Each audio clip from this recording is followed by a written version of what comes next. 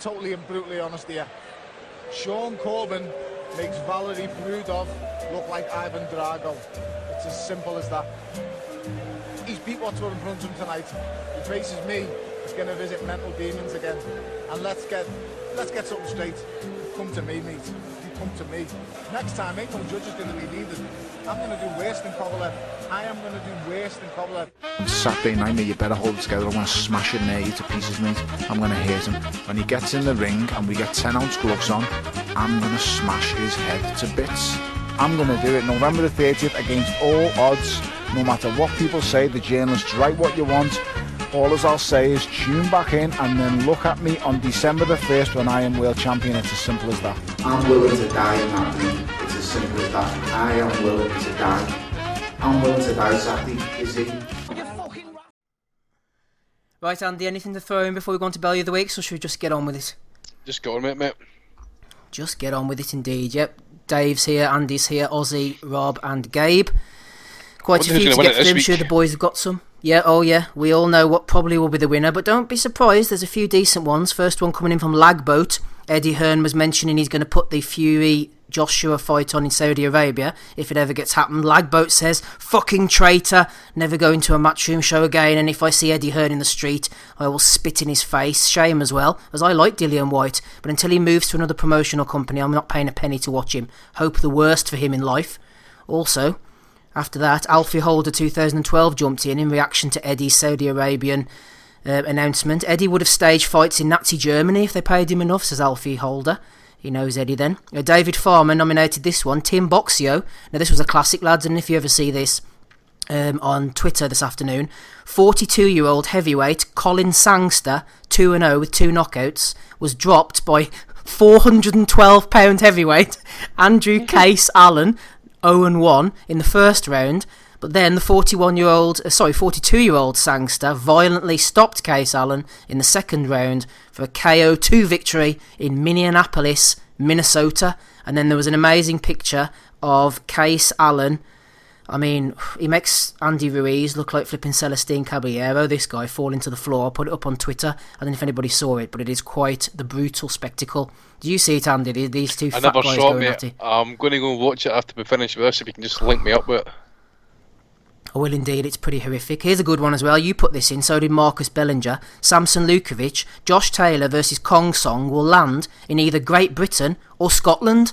Samson getting on the independence train, Andy. Well, we must have had a second referendum. I didn't know anything about it. Must have fucking walked right through the fucking thing. See, it always pissed me off in that, right? Because see when it comes to like Great Britain, see like they say Germans, for example, they always seem to say class Great Britain as the fucking English. You know, do they add the Irish and the Welsh in there as well, do they? But aye. Well, some of the Irish don't want to be in there, Andy. I don't know. It's a thing. I don't know if you heard about it. There is a wee county up in the northeast there that they kind of would argue that one. Get him in the helicopter. Matthew J. Hunter has been nominated. Talking about the boxing rant. These dudes continue to be some of the most bigoted podcasters in boxing. This was before he tuned into us tonight. I think about 5 minutes probably would have done him. Matthew, if you're still with us, welcome. Hope to have you back next week. John O'Donovan has nominated Andy Ruiz. He's living the life, wasn't he, Ruiz? Telling people to like and subscribe to his channel as he goes around with his gold and his cars. Jamie Coleman threw in an absolute cracker here. Boxing will never recover. Tony Bellew was talking about boxers on drugs. Not at all, says Tony. I have known people and friends to fail a test due to an energy drink or an over-the-counter product. However, I wouldn't be friends with someone who's actually injecting PhDs, that's for sure.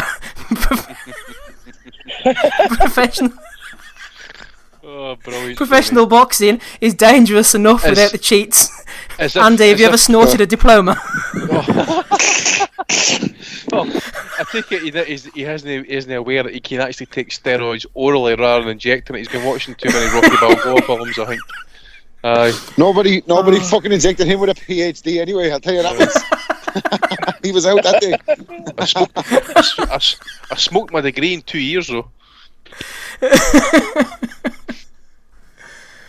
Oh dear. What do you think, Dave? You ever injected any PhDs? I never made it that far, only bachelors. There you go. Hey to Dave, the brains of the pod.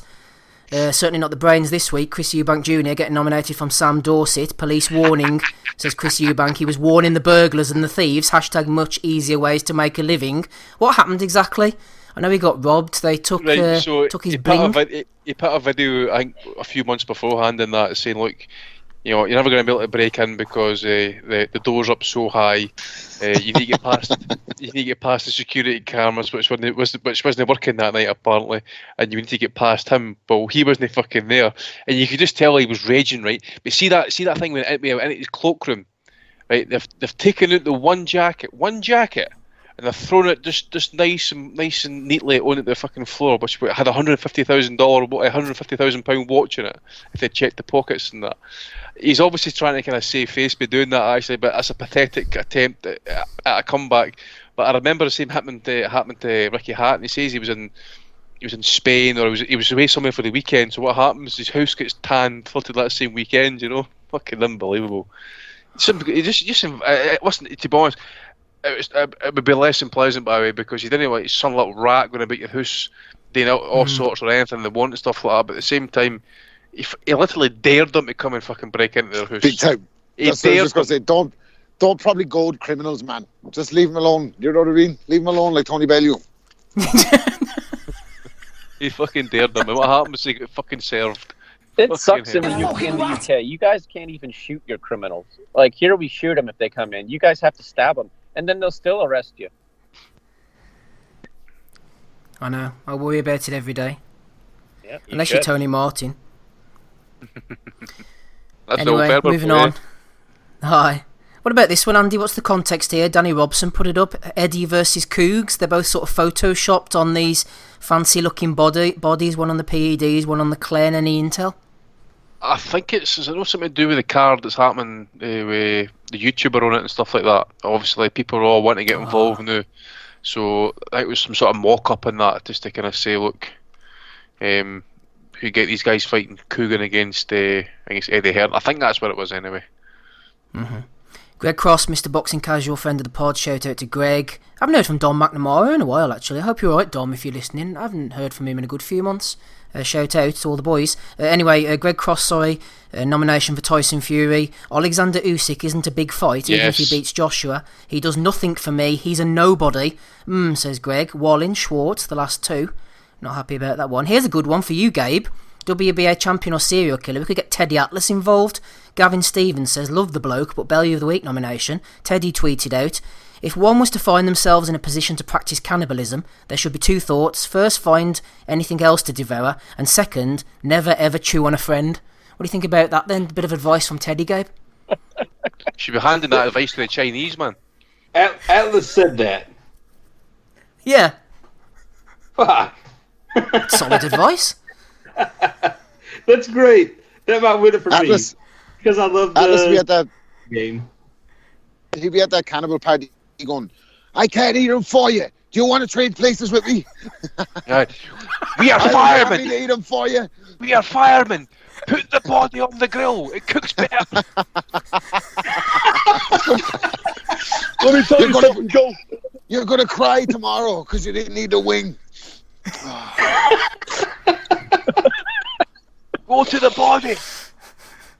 Looks like one of those hot dog eating contests, and I don't want to know what was in those hot dogs, Joe. Test that. I told you.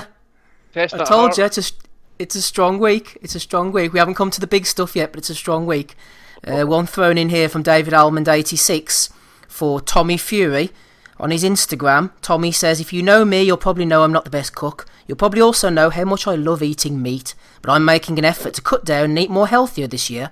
That's why, says Tommy, I've partnered with frozen plant-based brand Strong Roots UK, who have created a fantastic way to help. The world's first meat patch. It's got scratch and sniff technology to help with the cravings. Now I can have quick and easy meat-free meals packed full of flavour and great ingredients to give me the energy I need for workouts whenever I want. Head to strongroots.com/UK for more info. A scratch and sniff meat patch, Andy. Now you thought he wouldn't beat Sullivan Barrera, now he's got that on his arm. I think anything's possible. Fucking hell, man. Like who the fuck eats meat like as if it's nicotine anyway? Like, oh god, I have my sausage sandwich first thing in the morning. I'm gonna be like a dog. Oh fuck, who the fuck goes on like that? I need a patch on my arm to give up meat. What the fuck? Yeah. After he fucks his missus, the two of them are just like gnawing on a turkey leg instead of a cigarette. Molly May behind the meat patch. You see, she's all into the meat patch. Fucking hell. Oh man, there's some melters this week. Dominic Ingle as well. The whole lab thing. He's putting up photos of him now when he was. Go on, Andy. You tell him better than me. Oh no. Franny 550 through this thing. Go on. Do it, Andy. Do it. No, what was the tweet again? I think I'm paraphrasing here, but obviously someone got popped in the Ingle gym again. Sonny Edwards and all them were making reference to it. What's his name? The Welsh guy was getting all upset. What the fuck is his name again? Williams. Williams was getting all ready. What, you want to fight? You want to fight Sonny Edwards? What the fuck are you saying? Classic roid rage. Yeah. Go crack it up. And then someone said, I don't think Dom Ingle looks like he knows anything about performance enhancing drugs, about PEDs. And then someone put up a picture of Ingle in the mirror, kind of like an Instagram model as a girl in like a tiny pair of underpants, absolutely ripped to fucking shreds, like He-Man. But I want to know, who the fuck was he taking that picture for? Ken Brook? Aye. Well, I'll tell you what, they need to change the lights in that gym now and put black lights in there. Because every fucker will be glowing in the dark, I tell you that. It's definitely, look at fucking hell, lads. You have to, like, even the most biased people in the world have to say there has to be suspicions around that gym at this stage. Like, if 3 fighters are after popping out of there, come on, like, can't be a coincidence. Are they all working on their own? They're all on their own doing this. It just happens to be a big coincidence that they're working out of that gym. Come on now. There you go, Rob. Rob putting it in. Trading Leather Boxing has nominated Sam Jones for making Titanic analogies when talking about the Joe Joyce Daniel Dubois fight. Trading Leather Boxing has also nominated a guy who has got the same tattoo as Dave Allen. He's had war very badly tattooed on his chest. War at Dave Allen. Hashtag, let's see if I can get this. When one goes to war, we all go. That's catchy. That I think that'll catch on. Hashtag Papi de la Knockout. This is Scott Bryant from last July. So he's going and having war tattooed on his belly like his friend Dave Allen. Here we go, Andy. Shimshon has responded. Adrian Broner has tweeted, I'm sorry I haven't been posting on social media, but I'm going through some tough times at this moment. If you can send me $10 on Cash App, $, about billions 89, I will appreciate it. Hashtag support me, Andy, and I fight for you. Hashtag always begging. Hashtag about benefits. About begging, yeah. Yeah, it's sad, isn't it? No, it's not fucking sad. Where do you start with this wanker, man? I mean, let's just go back to when he degraded, checkout people working in the supermarket, throwing his cash about. About the time he's in the toilet, ripping up cash and flushing it down the toilet and stuff. Federal offence, by the way. Just throwing it about the place and. Having to get Big Al to look after his money, give him in advance. Remember, there was a Floyd Mayweather fight where he'd actually skipped on paying his bar bill and ended up getting arrested for a wee bit, and they had to get released. He's got, I don't know how many, I think the last count was 7 kids to 6 or 5 different women. So they're all going to be needing money, and the baby mamas are going to be used to a certain lifestyle. So that drains. Probably like in Home Alone, isn't it? When they're all putting their hands on their heads, trying to count them getting into the frigging van. Yeah, true. And then obviously he's got to pay out the sexual offence case as well. That's costing the best part of $1 million. So and the jewellery, he owes the jeweller apparently like $1.3 million or something ridiculous.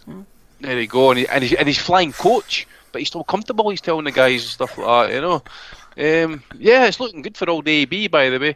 Which, by the way, I did find a video on YouTube and that where he actually had his first knockout since 2017. It was some poor fuck on the street. He just walked past and just hit him with a crack, and that was him. But yeah, it's been a long time coming, and I take no great delight in being right on this one and stuff like that. Bullshit. But again, it's just another tragic tale of wasted youth. So it is. I mean, he's on there in the club, full of the champagne, getting amongst the hood rats and stuff like that. You know, at least as I mentioned, Floyd would go to the club. There was no drink in sight, and Floyd would get out the club and he'd run home, or he'd do whatever it was, the miles to get back to his house and stuff like that. But it's just an absolute fucking mess. And I'm really looking forward to the encore actually as well, because he is finished as far as I'm concerned at world level. He is fucking simply a name who can bring a bit of controversy, who can talk a bit of shit, and do absolutely fucking nothing in the ring to deserve that fucking money. And AB, enjoy it for as long as it lasts, pal, because I'm telling you right now, I've said it before, I'm not going to say it again, but I'm telling you, about another 10 years, I hate to see where you're going to be, guy. I hate to see where you're going to be, because you kind of keep going out to the club with stacks of cash and embarrassing your wife by fucking going about there, you know, just the way you're acting, man. You know, so just someone needs to fucking get a grip of him, because all these kiss-ass crew are like, oh, you know, yeah, AB, that's the way to do it, baby. Give me the cash bag, baby, come on. Get a grip, because you're going to end up fucking waking up when you're fucking 40 or 50, sorry, and you're going to be absolutely nothing left. And all your bitches will be away, and baby mamas will be taking you to court and suing your ass because you've not paid the fucking alimony. And your kids are going to grow up hating you as well if you didn't get your shit together. Go on, Rob. I was just going to say, Andy the Prophet Patterson, he's finally ended up sucked out, fucked out, looking for a handout. AB, like, sad to see, like, he's actually looking for a handout. Like, this is beyond tragic. Like, when you think about it, the guy was a serious talent at 130. A serious talent. Like, I mean, like, he 130, 135, he should have been dominant. Yeah, and like, he knocked out. I know Ponce Leon kind of beat him, but like, fucking flattened Antonio DeMarco, a few of them. Like he was onto something. Like, he was onto something. I think he made a move. Actually, he probably should have gone to 40 instead of going straight to 47. But he was chasing the money or whatever. Like, and it's beyond tragic. Like, he's a deplorable character, by the way. He's not a human you can root for. Like, but at the same time, a guy to make that kind of money, and it just goes to show there's no justice. Like, in life, sometimes when you look at the money he's made and lost, and then you see a consummate professional like Kobe Bryant die in a fucking tragedy like that, you know what I mean? That guy that did everything in his sport and lived the life the right way, like, and then you see this fella getting an opportunity, like, and just blown it time after time, and opportunity after opportunity on Showtime. Espinosa can't get enough of him because he puts asses in seats, but he don't put his own ass in the gym, and now he's reaping what he sowed there, unfortunately. It's sad, like, in a lot of ways, but true. Yep, definitely wasted talent. I take an L. I picked him to be the next Floyd, but I did think he lost to Ponce de Leon as well, but he could have been so much more. But he's made a lot of money, but then I suppose he's wasted a lot as well. Where'd you go after that? A few more Bellew of the Week nominations. Joe Kennedy, Golden Boy said, in a matchup between Oscar De La Hoya versus, King Ryan Garcia, who do you think would win? Oscar says a draw. Joe Kennedy says this is up there with the old Morales versus Stevenson. Do you remember Morales against Shakur Stevenson when Top Rank were pitching that a while ago? Who would have won in a fantasy matchup? Come on. Ryan Garcia against Oscar De La Hoya. Oscar must be on the coke if he thinks Garcia would have beaten him. Absolutely no chance. Trading Leather Boxing nominated Conor Benn for having a beard transplant, and he still seems unable to grow any facial hair. British Hair Clinic not doing their job, clearly. Andy as well, you've nominated this lady, Nicole Sapstead from UK Anti-Doping, talking about Liam Cameron. We spoke about this before. It's a ridiculous situation. Liam Cameron getting very harshly treated, especially compared to Dillian White. It might look strange, but it's wrong and illogical to compare apples and pears, says Miss Sapstead, talking about trace samples, steroids, etc. I think we can all agree, Andy, just finally, Cameron got badly treated and Sapstead doesn't know what she's on about. Yeah, well, we mentioned that last week as well, and I seen somebody mention during the weekend that apparently UCAD were in Africa this week, where Mo Farah was, and I need to go and pull up the actual tweet again, actually, but there was, like, if you bear with me a second to see if I can find it very quickly, where it was, so there was a guy called Derek Ray this morning. There was a last session down at Tambak, thanks to British Athletics for the support. Great to see Mo Farah smashing out some easy 200s. And I joined them for a few laps and stuff. So there was apparently something was cropped up. There was a documentary about an unnamed British athlete using EPO in Kenya. Was released in 2016. I wonder if you can tell us, did UCAD ever contact you to ask the name of a redacted British athlete who used EPO? And the gentleman who was asked that question come back and says UCAD never asked for a name. And that person who was meant to be Mo Farah. So really, I think over the course of the last 18 months, what we've seen with no telling Oscar Rivas' team about the situation, and then what's happened with Liam Cameron as well, get the 4-year ban, an easy target for UCAD. If you've not got the backing, if you've not got the money or the pull for lawyers and stuff, you're shit out of luck, and it just doesn't work. They've been proven now, UCAD, to be just not fit for purpose, really. And okay, the drug testing out there isn't great to a point, whereas it's going to catch everybody for every type of drug in that. But I still maintain VADA's still the gold standard and stuff. But they can't take sanctions or actions against fighters and ban them and stuff like that. So it's really defeating the purpose, really, isn't it? Mo Farah running away from the testers. Hopefully Saul Farah won't get caught anytime soon. Ozzy, have you got any nominations for Bellew of the Week? Strong lineup this week already. No, none from me. Nothing from Ozzy. Gabe, what about you? Dominic Ingall's been nominated. Tony Bellew for the PhDs. AB, of course, and the guy who had the Dave Allen tattoo. Strong lineup, as I suggested.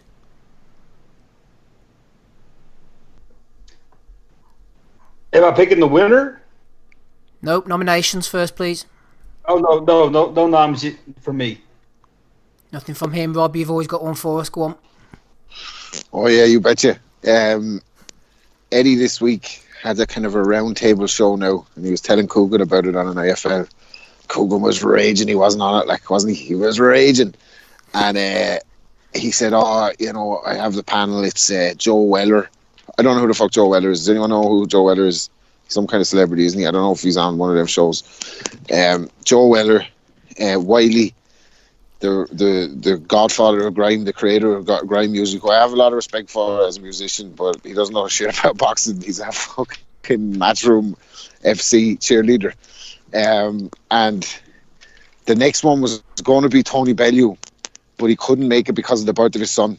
And I bet he was raging that son was born that day, wasn't he? Because he was dying to be on that round table. Just leave him alone. Leave him alone and get on with the birth of his son. So Coogan didn't get in anyway in the call up. He said he was going to replace him with somebody who really knows all about the sport. So he got Lawrence Okoli to make up the lineup. So just leave Bellew alone, will you? Don't be trying to fucking put him on telly when his son is being born. He just wants to be left alone.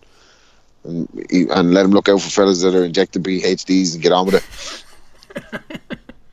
Just leave him alone. Hey, to Dave Loback, any nominations from you? Just an add-on to AB. I got to throw in anybody who actually went to that Venmo or Cash App or whatever and donated to him. They have to be even lower, Although, / Patreon Boxing Asylum. I'm going to wait a wee bit longer till he's in the gutter begging for it, then I'm going to give him $5 or something like that. I'm going to spend it all at once, AB. I mean, when I first saw the post, I felt a little sad and felt a little bit bad for the bastard as well. But Andy quickly cured me of that. Especially today, he reminded me of absolute, just completely senseless douche things he does, like making fun of people working $10 an hour jobs, just trying to ride people down for walking up to him asking for a picture, that sort of thing. Just being a complete dick for no reason at all. I think one of his recent controversies was also he said he was going to use his gat to shoot anyone who approached him asking for gay sex. Also, he, of course, was caught DMing underage Cash Me Outside girl. Yep. Well, I mean, at this shut point, that shit up. His current life partner or whoever's with him on a long-term basis is probably used to that sort of thing. But yeah, Andy's prediction, sucked out, fucked out, looking for a handout. I mean, it's coming true faster than I thought. Yeah.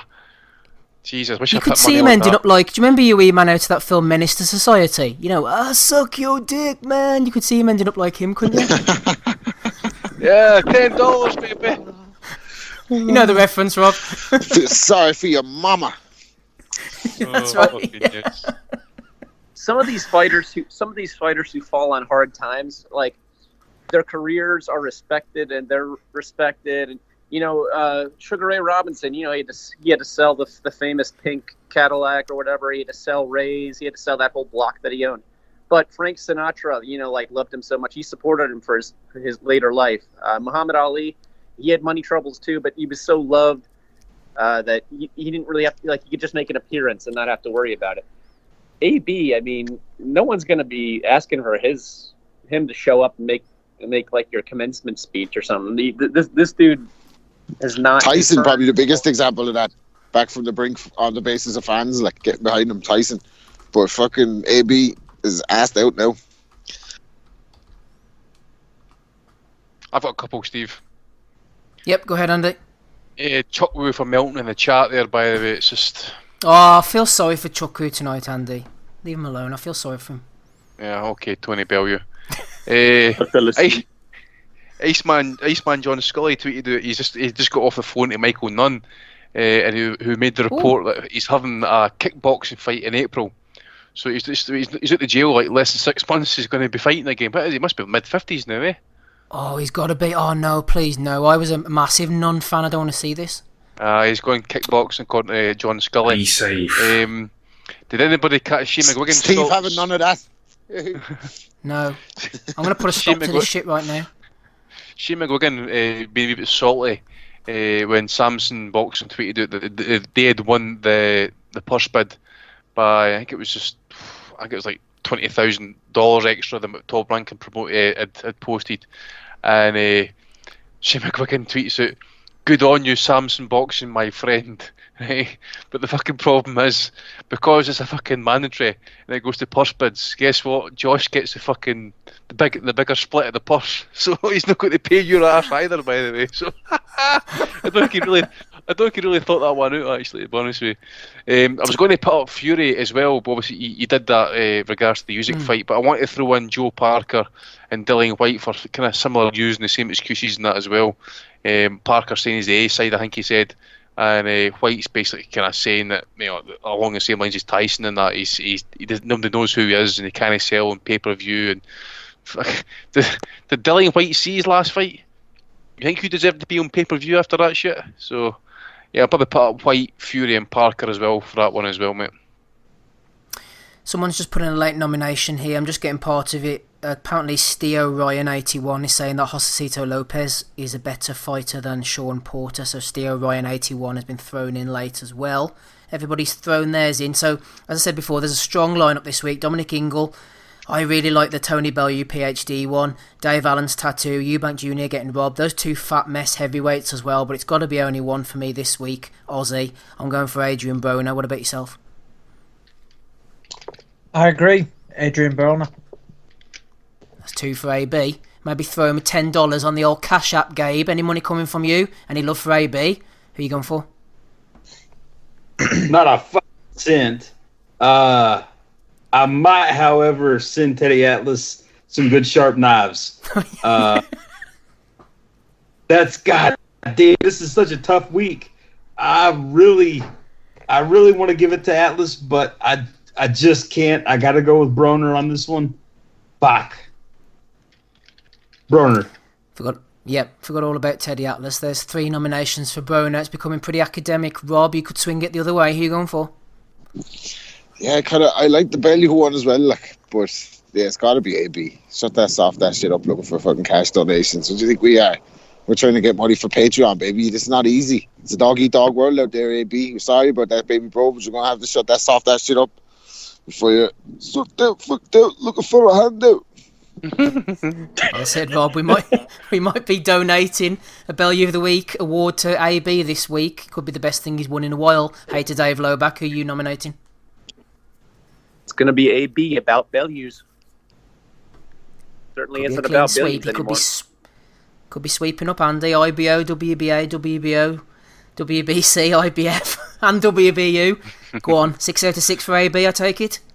It goes to the one and only, about bankruptcy, all about bollocks, the one and only, Adrian. AB level fighter. Age-ridden Broner. Oh my god, yeah, he's got to win out of the park in that. He just needs to get his ass back in the ring, fight. He needs to get his head straightened out. he does. What did you used to call him? You used to call him AIDS-ridden, problem cloner. Yeah. Yeah, that was the night after Chino beat him. Well, he's called him Adrian Boner after he DM'd the little one. That was a Freudian slip, though. Yes, it was. I can't take credit for that one. I don't know if anybody caught, but I actually tweeted out my Mount Rushmore during the weekend there actually, and honestly, some of the salty tweets I got was actually quite. I was actually quite surprised. I thought folk would be over going, yeah, get in there. But there was a few salty people and took offence to it. Actually, I was quite surprised. I actually got one that I forgot to read out last week, but I think it's worth reading out now, even though Broner's already won. John Heaton threw it in, Bellew of the Week nomination for Bunsey. Shouldn't laugh at depression, but he could have used a better description when he was talking about Kell Brook's reputation. From this week's Costello and Bunce podcast, Bunsey said, Kell's been in some black hellish holes.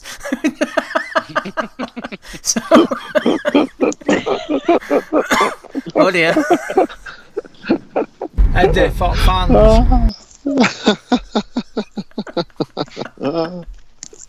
Hopefully he can dig his way out.